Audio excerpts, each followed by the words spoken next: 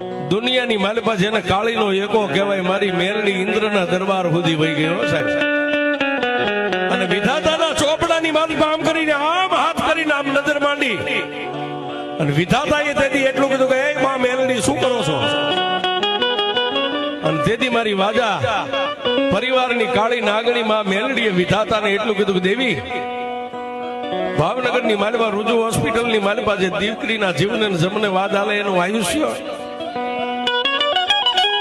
અને સાહેબ વિધાતાએ મોઢાની મોરો ફેરવીને એટલું કીધું કે મારી મેલડી એની આયુષ તો પૂરી થઈ ગઈ. તેથી મારી મેલડી એટલું કીધું કે દેવી, તો હાથની માલપા કલમ લાવો.